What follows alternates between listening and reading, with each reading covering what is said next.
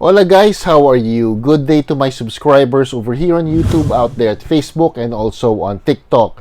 Guys, in this vlog or episode, we will be discussing the WNBA or the Women's National Basketball Association.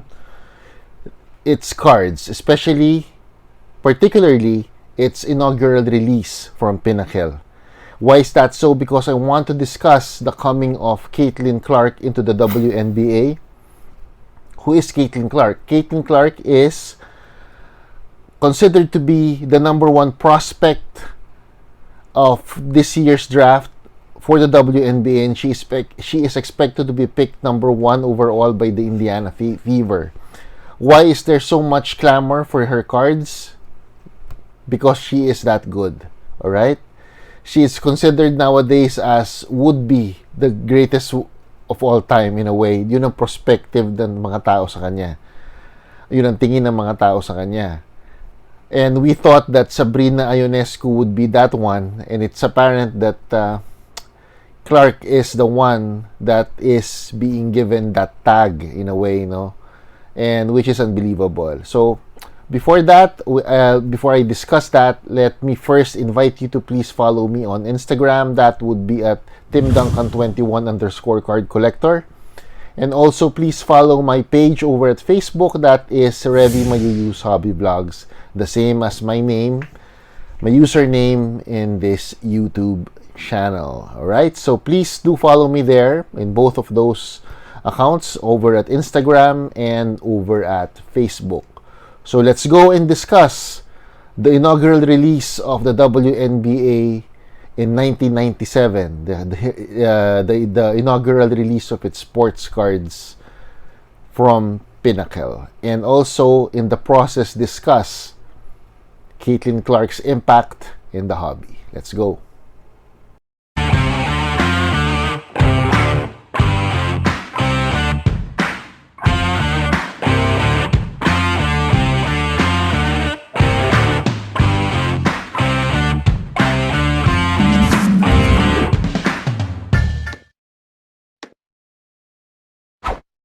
So here we go, guys. As I've said, we will be discussing the inaugural release of the WNBA cards that I have. I have one. I have the set, this one, including the subsets, except for the inserts and the parallels.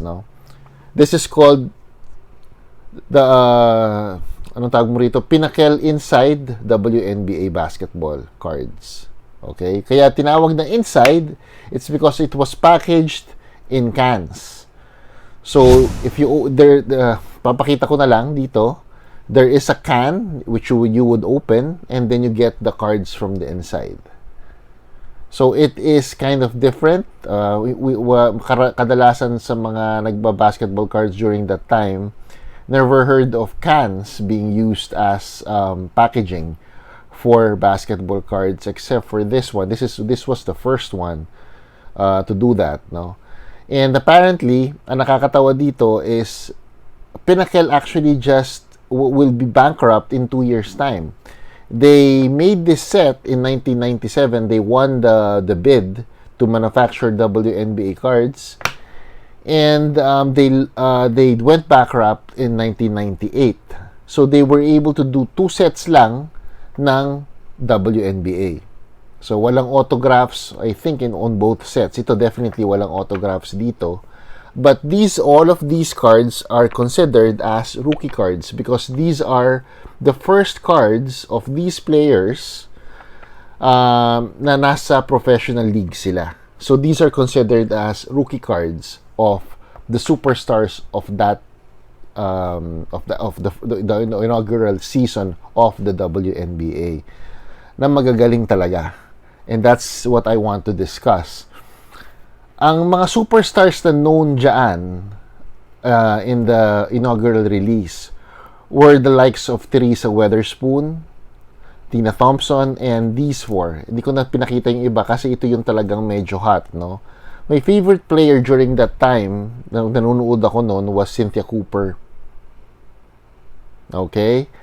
Dahil nanalo ang Houston Comets, yung team niya, twice, and he won the MVP of the regular season in both of those years. So 97-98 and 1997 and 1998, she won the MVP award or plum.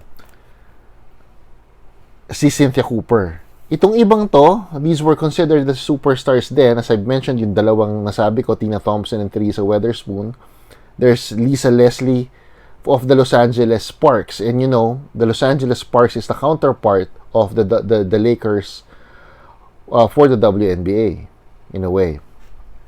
Tapos ito yung partner niya ni Cynthia Cooper, si Cheryl Swoops, who I think won 3-time MVP of the league. Tapos si Rebecca Lobo was I think the youngest na superstar during that time for this set. No? Although hindi masyadong, well, I think she is inaugurated in the Naismith Basketball Hall of Fame.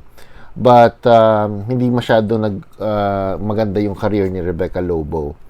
Ngayon, what I want to discuss is these three cards. I just want to focus on these three cards. Cynthia Cooper's rookie card, Lisa Leslie, and Cheryl Swoops. Alright? Unahin natin si Cynthia Cooper. Walang cards dito sa tatlong to that are now being sold for $40. Okay? Sa tatlong yon. So, Cynthia Cooper, Lisa Leslie, and Cheryl Swoops. Lahat sila below $40. Would you believe? Alright? And si Caitlin Clark, yung papasok na player, his Bowman University Chrome RC PSA 9 nasa $189 on the average. Ang laki ng disparity, even though chrome yun, and these cards are just base cards in a way, paper stock, hindi chrome stock or prism stock in a way for Panini. Mababa siyang masyado. It's too low. And these are raw. And what I've shown you kanina are PSA 9s. No? Before I forget, those data were taken from the card hedge system na na-download ko over at the Apple Store. Okay? So, meron sila doon. So, dina-download daw free, but if you wanna have more data, you have to pay. So, ito, free to. Itong mga pinakita ko kanina sa inyo. For these three, and also for Caitlin Clark.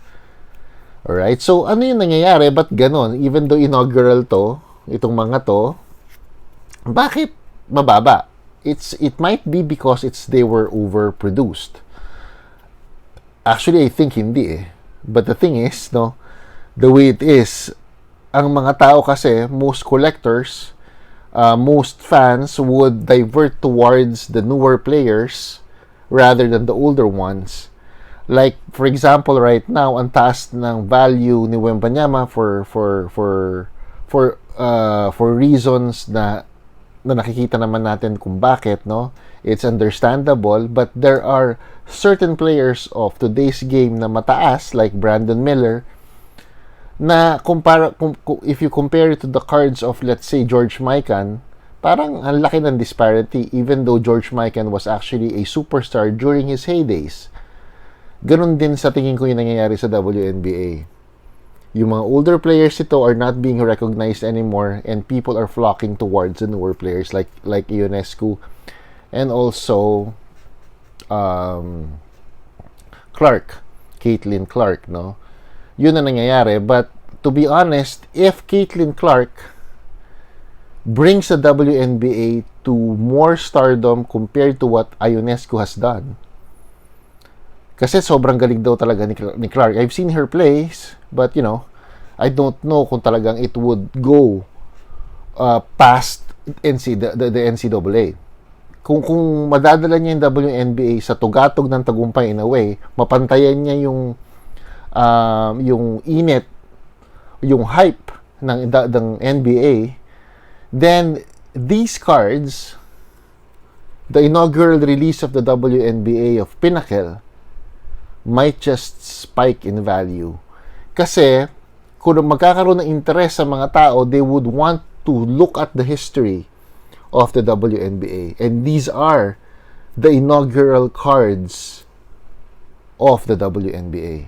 And inaugurals usually go up in value. They are always important.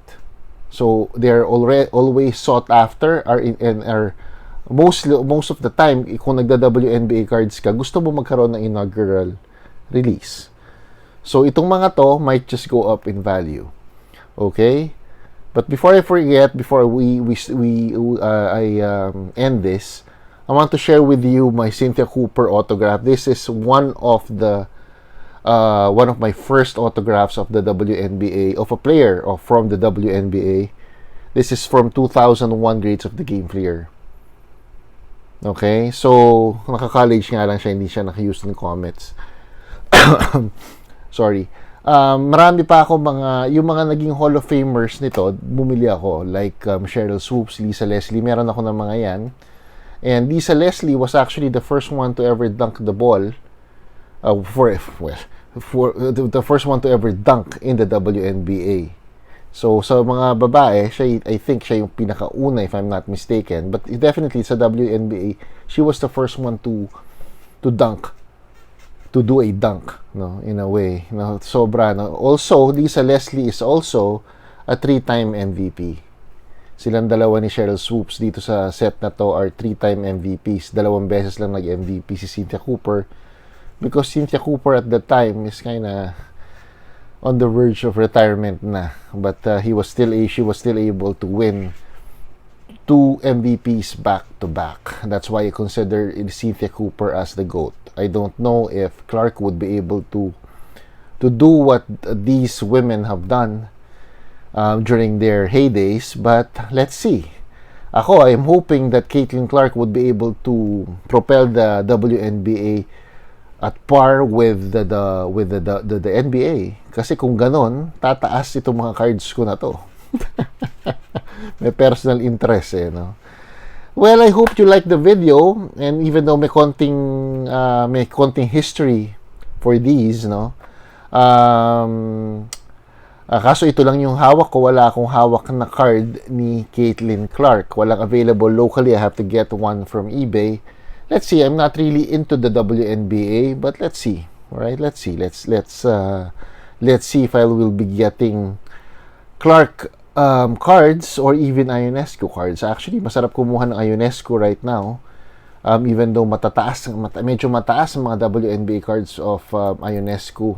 And especially Clark, no? Siguro mas mataas pa sa paglabas nito.